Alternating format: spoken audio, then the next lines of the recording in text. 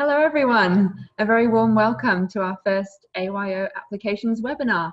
My name's Katie, I'm part of the AYO team. So great to see so many of you here with us this evening. Thank you all so much for tuning in. While you get settled, I'll introduce you to our wonderful panel. All of them AYO alumni who've joined us today to share their own AYO experiences with you. I'm very pleased to welcome Lloyd Van Hoff, Karina Philippi and Lawrence Lee to the webinar. Thanks so much for joining us, guys. I thought we could begin by just hearing a little from each of you about who you are, what you're up to currently, and which AYO programs you've been a part of. Let's hear from Lloyd first, and then Karina, and then Lawrence. Sure thing. Hello, everyone watching at home. Thank you so much for joining us. And thank you for this lovely introduction, Katie. My name's Lloyd.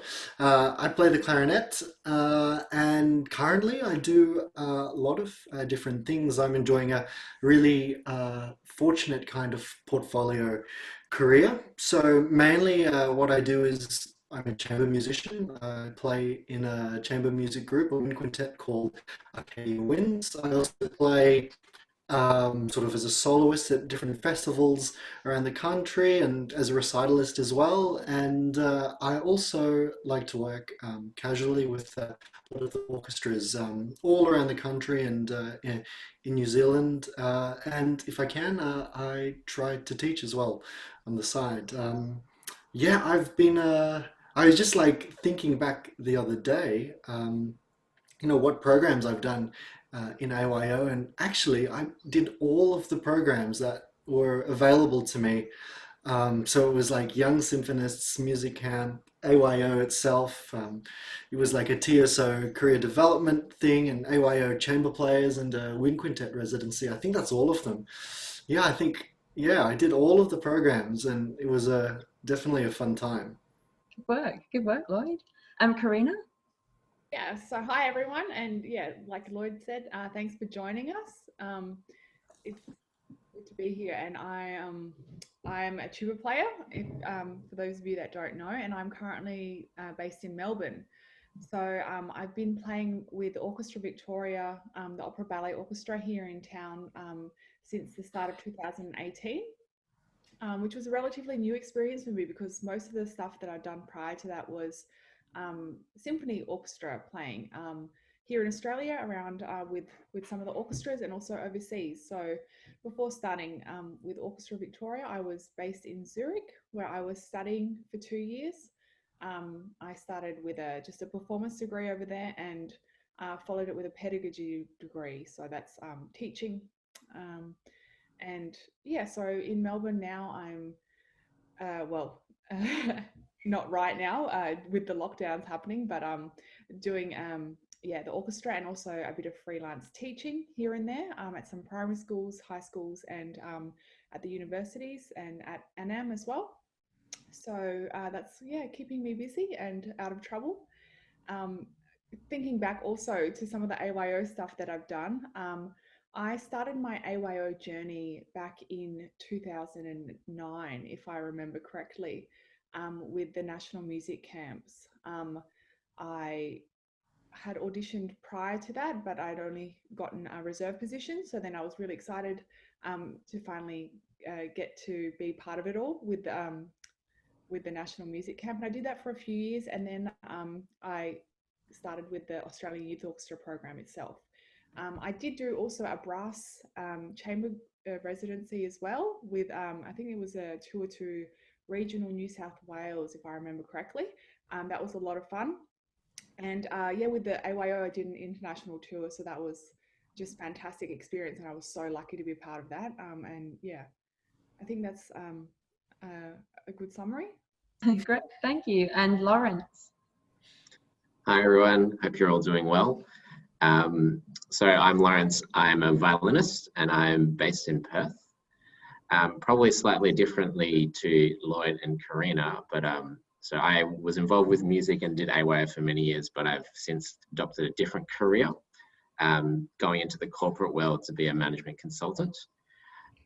And I think, it's quite different to obviously what I was doing in the musical, but still staying quite connected to the musical community, which is good. Don't play as much as I would like to, but still practice and still actually teach, surprisingly. I don't know why sometimes, but sometimes it's hard to get rid of some of my students that I've been teaching for many, many years. In terms of AYO programs, similar to Lloyd, I've probably done practically everyone under the sun that you can as a violinist. I started in 2008 doing National Music Camp. I think I was like 14 or something at the time, so super young. And I did it for the next almost decade after that. I managed to do 2 international tours, which I was very fortunate to do, chamber players, the MSO fellowship program, countless AYO programs, etc. I probably missed a few that I've forgotten because there were so many. But yeah, I was very fortunate to enjoy an illustrious kind of AYO career, as I like to call it. And yeah, I would love to share more about it. Yeah, great. Thanks so much, all of you. It's really interesting actually to hear that you all started out at the very beginning of the AYO pathway and you followed it all the way through. So it'll be really great to hear your thoughts on the things we're going to talk about today. Let's start by talking about the very beginning of your journey, the application and audition process that every AYO musician goes through.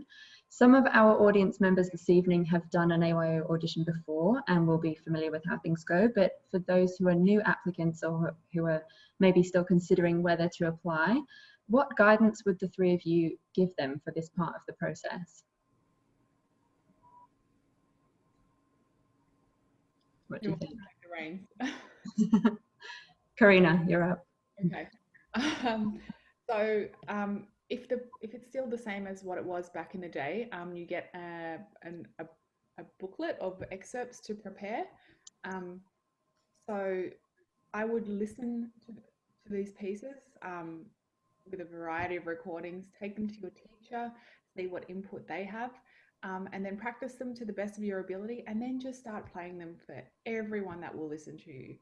So not only your teacher, so you know, if you're a tuba player or a brass player, go to a woodwind player, go to a string player, go to your friend who's maybe studying clarinet or violin, and ask them what they think and get their input too, and that will give you a nice rounded preparation in terms of looking at those excerpts. And yeah. That's great advice. And following on then from auditions, of course, there's the offer stage where applicants find out whether they've got a place on a program. What advice would you give to applicants finding out their results? Lawrence, perhaps you can answer this one. That's a tough question. I think like anything in life, sometimes, you know, when it can be quite nerve-wracking to open the results, and sometimes, I guess, it's one sense you can be very jubilant and very excited that you're getting offers, and other sense you might be disappointed or not getting a position or even a reserve position. I think that the thing to keep in mind is don't let that define you. Keep applying. Sometimes you never know what's going to happen. So I remember in my first year when I applied, I got reserve positions on camp, and I was kind of a little bit disappointed. But I was lucky enough that actually a position opened up and I was fortunate enough to go and to make the most of that opportunity and learn from it to grow for the next year. I've had many friends who have been part of the AYO programs for many years, but tried many years to actually audition and didn't get through the first years. But yeah, as I said, don't let that discourage you. Keep trying at it. And I can tell you, it's honestly worth it. So 100%. Thanks, Lawrence. So looking back now to the first time you attended an AYO program, can you describe this moment to us when you first get off the plane, when you sit down in your first rehearsal? What's that like? Lloyd, maybe you can answer this one. Yeah, sure. Well, the first AYO program that I did was back in 2007. It was Young Symphonists, and I just remember being so thankful, being surrounded by so many like-minded musicians. It wasn't as profound as the effect that the first National Music Camp had on me, which was 2 years later in 2009, and it was so exciting because you and a lot of your friends are flying to Adelaide, and it was sort of really the first time I'd played in a symphony orchestra situation like that. The Young Symphonist program was mainly like wind orchestra, but to be surrounded by string players and amazing conductor, I'll never forget the first rehearsal. It was Elgar's first symphony, actually, and I just couldn't believe the standard. It was one of those. It's all a bit cliched, but it was one of those just one of those defining moments when I said, really, this is what I want to be doing. Surrounding myself in whatever situation, but with people like this, so committed, so young, and so much like me, um, and who are so inspiring in many ways. That was really one of the one of the highlight moments. That first rehearsal was, yeah, I'll never forget that. Yeah. Yeah, you guys are nodding along. Can you relate to that as well? Yeah, for sure. Yeah. Throw in with that a whole bag of nerves as well. I was already in Adelaide because I lived in Adelaide when that national music camp happened. It was also in 2009. And yeah, I just remember coming to the first rehearsal and just not knowing anyone. Well, maybe a string player or also one or two woodwind players, but they're so far away, and the stage was just packed full of players. And I just looked down the brass line, and the conductor picks up the baton, and I was like, here we go, okay.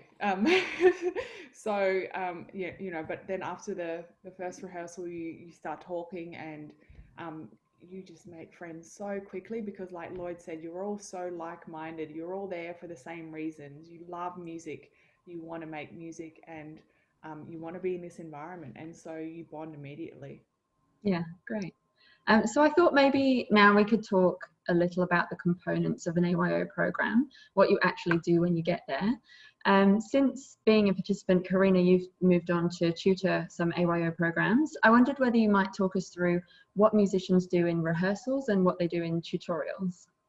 Sure. Yeah. So the rehearsals are basically the full orchestra. So when every section gets together and plays through the pieces. Prior to these, you also have, or also throughout the weeks, I should say, you have tutorials where you meet with your instrument-specific tutors and you go through your parts, and they give you tips and tricks on how to get through it. You also then come with your section and do some yeah, blending. We do a lot of that in the brass sectionals, and then we also have a full brass sectional, so opening it up to include low brass, trumpets, French horn. So that's probably much similar in the other sections. Yeah, I think that basically sums it up. Yeah, great. And on AYO programs, you spend the majority of your time working on orchestral repertoire, obviously, but often there is also an opportunity to play some chamber music. Lloyd, this is probably particularly relevant to you. What kind of thing did you all learn from these sessions? Yeah, well, the chamber music, at least in my experience, was such an integral part of every single program I think I did. Young Symphonists, National Music Camp, and even the tours as well, and that real Australian Youth Orchestra season. Um, it's funny to see, because it's not so clear initially just how much of those skills in chamber music also transfer to orchestra. In many ways, orchestra is just chamber music. It's a few different sections listening to one another, and the skills that you learn, playing chamber music, they transfer immediately to the orchestra environment, and vice versa.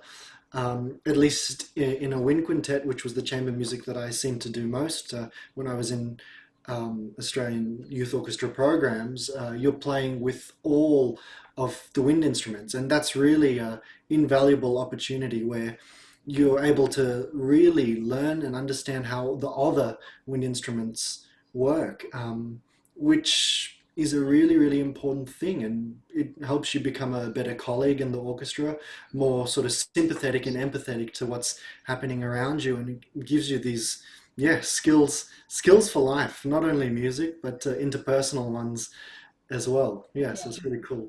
Absolutely. And a huge part of AYO programs is obviously the element of performance. Could you perhaps share with us an AYO performance that's really memorable or special to you? How about you, Lawrence? I keep getting all the hard questions. There's so many to remember. I would say like playing on the tours was probably a massive highlight. Very cliche, but having the ability to go and play in the Royal Concertgebouw Hall in the Netherlands, which is like a world famous hall for the first time, was absolutely mind blowing. Just to see the scale and just, it's kind of a very old setting building. It's like red velvet carpet, like these giant staircases that the conductor comes down from. I was also fortunate enough to see the back rooms of it, like the private kind of conductor's room and the concertmaster room and all these other things in the background. Is all just to go show the history and cultural behind that. That was like an amazing experience. I will also go to the other cliche extreme and say my very first AYO National Music Camp performance was also very much mind-blowing for me as well. I remember I was sitting at the back of the section, like I was kind of visibly shaking because I was like, what is happening? Like, I'm so happy. I don't understand what's happening to play such great music with so many like-minded people. I also had professed that during that performance, I also rushed really badly because I was really excited. But over the years, hopefully I've calmed the nerves to not rush during a performance as much. Yeah, that's amazing. And then aside from obviously the musical training side of things, there's also a big social component to AYO. Do any of you have any particular memories or stories from your free time on AYO programs? I see you nodding. Lloyd. Yeah, you know, it's part of the parcel with the AYO programs. It's the social element and the friendships you make in the program. I don't think there's a day that goes by now where I'm not talking to someone in the profession that I met in AYO. Um, and that's the reality, really. And even like with Karina, we live together in Melbourne, well, not literally together, but we live in Melbourne in different places. But we bump into each other all the time, you know, crossing the street or at the markets or something. And that's a really super cool thing that you have these friends for life, no matter what. I remember a story about Karina, actually, and it was from the first National Music Camp. I hope I get this story right, Karina. We were playing Petrushka, and there's this bit in Petrushka where the clarinets are like screaming. It's called Peasant and Bear, and and I remember like wailing away as the peasant and like hearing this like terrifying tuba. And it was like it was Karina, and I was always like scared of Karina because she played the tuba so scarily, and I was like, and it was the first time actually as well that, you know, I heard uh, a a female play the tuba, and that was like mind blowing for me. So I was always like scared of Karina, but then I actually met Karina, and then she ended up being the nicest person like ever. And yeah, we're still friends 11 years later. So the social thing is, yeah, it's you make friends for life and connections, and yeah, it's yeah, really such an important thing. Yeah, amazing. Well, while we were going to save some questions for later, but we've had one that's quite relevant to what we're talking about now. Someone has asked, what's the difference between the music camps and the Australian Youth Orchestra? Maybe Karina, you could explain this one. Yeah, sure. So on the national music camps, there's two main orchestras, as well as a chamber orchestra, and there's other components as well. So there's also a Words About Music program for budding writers, a composer workshop for composers out there, as well. And there's also lots of professional development sessions that happen on the camp. So I believe there was this year or last year as well, there was a yoga component. There's also people that come in and talk about specific things such as performance anxiety, a whole range of things. Whereas the Australian Youth Orchestra is one, I guess you would call it the elite group that is outsourced from those two orchestras at National Music Camp. And it's 2 intense weeks of playing rehearsing, and yeah, it's a lot more, I guess, orchestral focused. Yeah, it's very based on a performance as well at the end. At National Music Camp, we would do a concert series usually over the summer, and yeah, the Australian Youth Orchestra usually have one or two sort of pivotal performances at the end there. And sometimes they'll work with an opera company, or sometimes one of the seasons will take place overseas as the international tour. So yeah, it's a little bit different. Oh, lost my train of thought here. So a little further down the track, I suppose a lot of musicians will take part in some of the more senior programs, such as the fellowships with Adelaide Symphony Orchestra and Melbourne Symphony Orchestra and AYO Chamber Players. What did you guys take away from these programs? I'll have a crack at that one. So I think for me, because I wasn't pursuing a musical pathway through my tertiary studies, these experiences were actually quite pivotal to me to continue my musical endeavours. And so I was fortunate enough to take part in the MSO Fellowship Program. What that involved is a side-by-side mentoring with an MSO player, as well as the opportunity at the end to audition and get a casual job with the orchestra, which I was fortunate enough to do so. So for me, it almost set my pathway up to be able to play with a professional orchestra and actually do that on a semi-regular basis, even though I was from Perth and I'd get flown over, which was quite cool.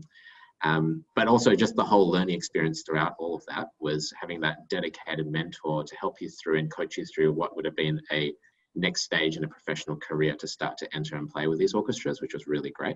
And it was something that was done amongst a string group. So it wasn't just one of us doing it. It was like, I think, I can't remember, you might have to quote me on the numbers, Katie, about 10 to 15, if I remember correctly, Yeah.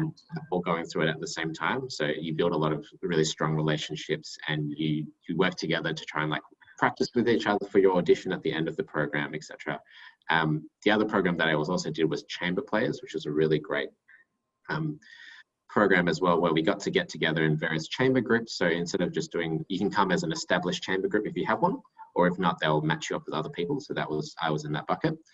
And you get to just make beautiful music with different people, and also work with great tutors all of the time. I know every second year we run Chamber Players, we do it in partnership with Music Aviva, which means that we actually put on a concert series in together with them where a lot of the musicians perform. And you get mentored by the other musicians who have come from international or interstate to perform in part of that musical series as well. So really great, close mentoring with a lot of really big names and famous musicians. Unparalleled experience of what you could get anywhere else, really. Amazing. Lloyd actually will be joining us next year for AYO Chamber Players as one of those mentoring groups. So that's really exciting too.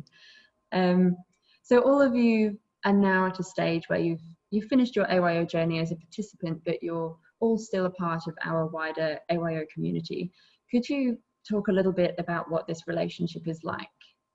Maybe Karina, because you've come back as a tutor as well. Could you explain what that's like? Yeah, that was the first year that I tutored. It was really special, and I don't think it really hit home that I was returning as a tutor. I kind of felt a little bit strange because it wasn't that long ago that I was also a participant, and I still feel like I'm learning. I mean, we're always all still learning, but I really still felt that I was in that kind of student mentality. But then in my second year, so tutoring at the start of this year, I kind of found my footing and approached it more confidently, knowing that I'd done my time as a student, and I traveled also overseas and studied overseas, so I had a bit of knowledge that I felt confident to pass on to the participants there.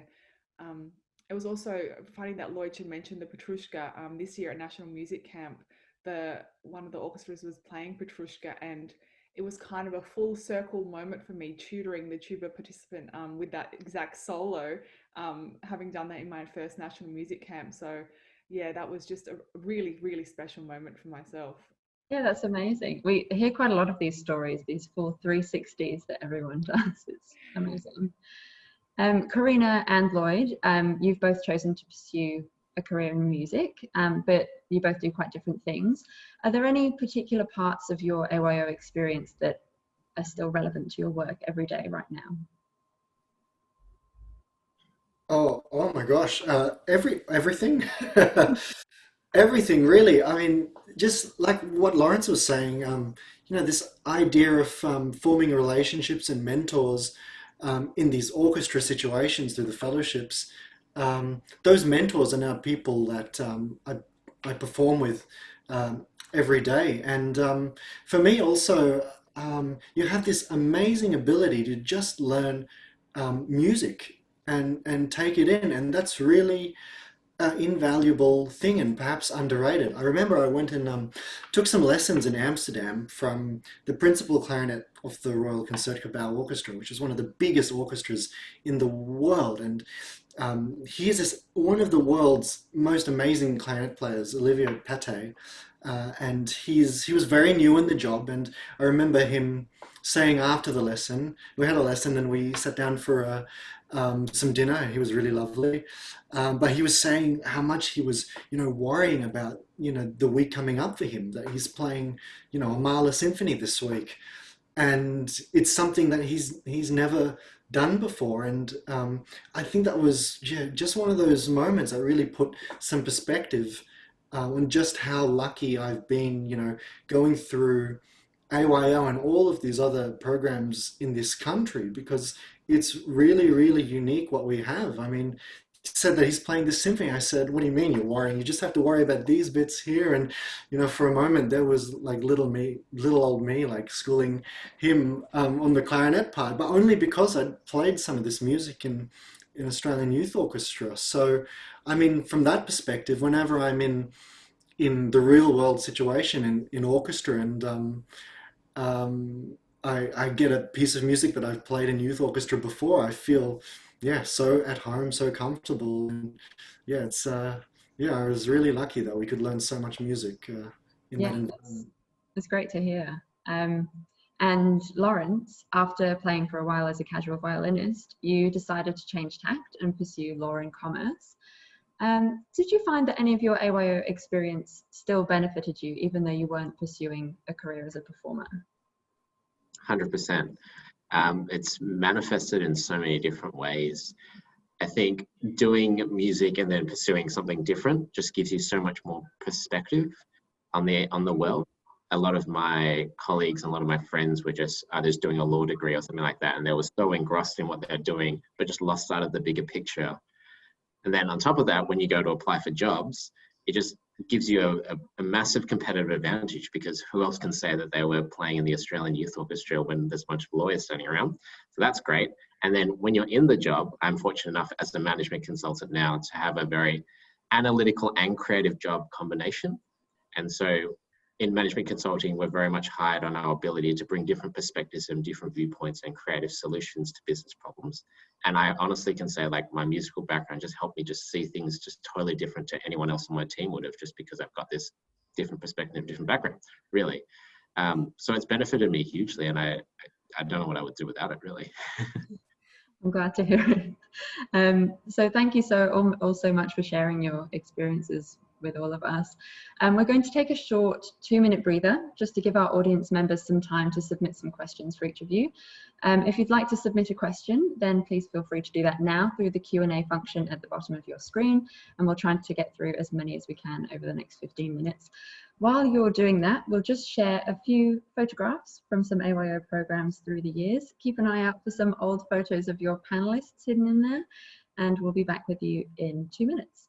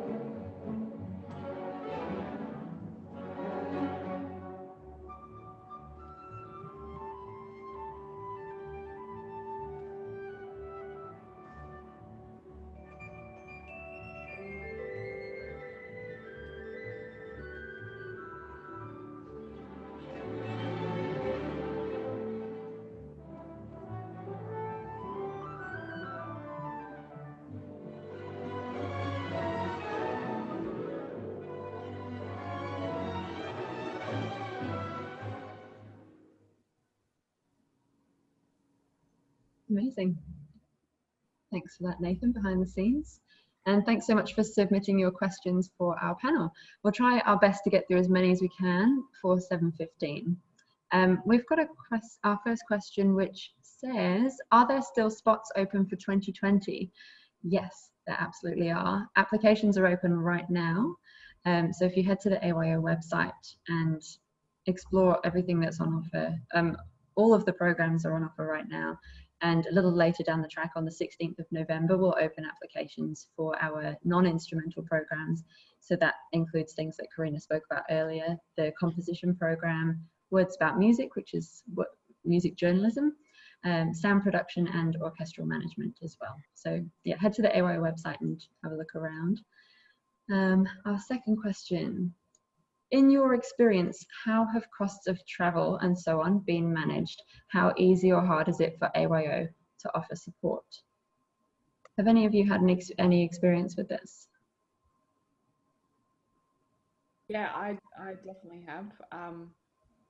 So I can say that I was lucky enough to have applied for financial support through AYO and receive it. So that helped me enormously in covering travel expenses as well as costs to get there with tubers, which was my main drama, because excess baggage always adds up when you have 2 tubers to travel with. Yeah, and so that is always an option if the financial obligations are holding you back from applying to be a participant in any of the AYO programs. I think it's just best to get in touch with the management and ask what is on offer. Yeah, thank you. That's open to all successful applicants. So at the offer stage, if you've received an offer for AYO, you'll be able to submit an application for financial assistance at that stage. And any questions do just give us a call at the AYO office. We've had another question here saying, I'm scared about this. Were you guys scared on your first day? And how does this get easier for you? Yeah, look, I was terrified. I was terrified of the whole like AYO process as well. You know, even auditioning.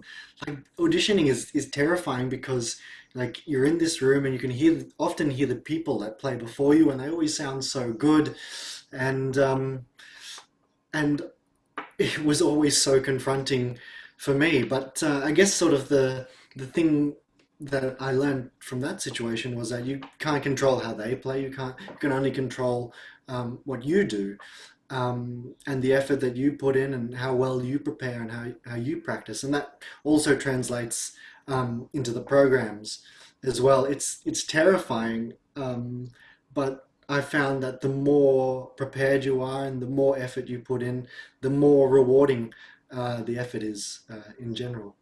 Yeah, good advice, good advice.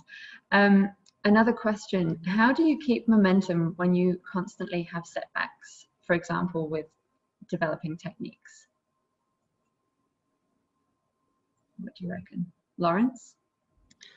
It's an interesting question. I think just being a part of this community and doing so many different AYO programs really motivates you to keep continually improving. I mean, a lot of my friends that I met early on in the stage through my AYO career just continued. The only time I got to see them was when I was in an AYO program. That was a lot of motivation for me to keep practicing and keep improving and trying to get into these other programs as well. I think like anything in life, there's always going to be setbacks. But if you really look at the enjoyment and what you're getting out of it, then you always have a positive outlook to keep going forward. Yeah, great, thank you. For the audition, do you have to play the excerpts provided, or are you free to choose your own pieces? Good question. Both. You will have to perform the set of excerpts, but you will also be able to choose your own piece, anything under 5 minutes in duration. We do have 2 sets of different excerpts. Everybody needs to learn set A, and if you would like to do any of the other programs that aren't the music camps, then you'll need to learn set B as well. So just a couple of extras. Do you guys have any advice for how to choose your own choice piece? Karina, maybe. Yeah, sure. I would, well, first of all, consult your teacher on that. They would be the best person to give you advice. But also look at the standard pieces for your instrument and pick something that shows um, a wide spectrum of your abilities, and so something maybe that is fast and slow, something that is lyrical as well as technical, just to cover as much as you can. You want to show the panel um, what you have to offer, and this piece should do that for you. So yeah, choose wisely. Yeah, that's also good advice. Um, next question. Ooh, what is the hardest thing you ever had to achieve in AYO? Maybe each of you can tell me an answer for this one. Lloyd, I'm nominating you. Yeah, sure. The hardest thing I've ever had to achieve, I think it had to be, yeah, from my first national music camp, and I felt really I was thrown in the deep end. I was like one of the younger ones there, and I was also thrown at me this strange instrument that I had to play that I never played before, called the bass clarinet, which is a standard orchestral instrument. I'd never really played one, and oh my gosh, I was so bad. Sure you were. So bad when I started. I was really, really worried. I couldn't even practice on one before because when you get accepted into a program, you get sent the music before to prepare, and I couldn't do that because I didn't have an instrument. So I felt like really the learning curve during those 2 weeks of just squeaking and squawking and making these abhorrent sounds in the first rehearsal to actually being able to kind of almost play my part by the end of the 2 weeks. Um, yeah, But for you me, did it. So I did it, and I'm so glad I did because it forms playing the bass clarinet, at least these auxiliary instruments, they're really a big part of, as wind players at least, these AYO programs. And it also forms a lot of what I do at the moment in the real world, playing bass clarinet in orchestras all around Australia and New Zealand as well. So I'm so thankful I was thrown in the deep end there and I got out relatively unscathed. great. How about you, Lawrence? What was the hardest thing you think you achieved? I think it's probably, so I was very fortunate enough to be concert master of the AYO. And I remember the first time that I got it when we were playing orchestral music was a Mahler symphony. I'd never played a Mahler symphony before. I don't even think I was really concert master of an orchestra before that point, other than AYO. So somehow managed to jump into that. And felt super unprepared because I didn't even study music at the time. So I didn't have the background to actually analyze the score necessarily to the same level that a lot of my colleagues would have. So it was kind of quite nerve-wracking to do that. Fortunately enough, through AYO, they provide a lot of additional support, including getting some lessons and tips and tricks from Dale Bartrop, who was concertmaster of the MSL at the time, but also is the first violinist of the Australian String Quartet right now. So having him as like my personal guide and mentor and access to him was just, yeah, a huge help that actually made me actually, somehow survive my first few days doing that. And gradually as you go through the program, everyone's there really supportive and helps you through it. So yeah, learned so much from it. Yeah, great. And Karina, the hardest thing that you had to achieve at AYO? I would say it would actually have been preparing the excerpts the first time I auditioned for the programs. I hadn't done an audition like that before, so I was extremely nervous, and I also hadn't gone about preparing something to that caliber either, in terms of the excerpts and a solo piece all in one. So yeah, it was a new experience and definitely challenged me. And obviously, the more I did it in the following years, the easier it got. So yeah. Yeah, great, thank you. Someone has asked, what are your most memorable AYO playing experiences? I know we heard from Lawrence about this earlier, but perhaps Lloyd, what's your most memorable performance? Oh, there's so many. The tours were, of course, so fantastic.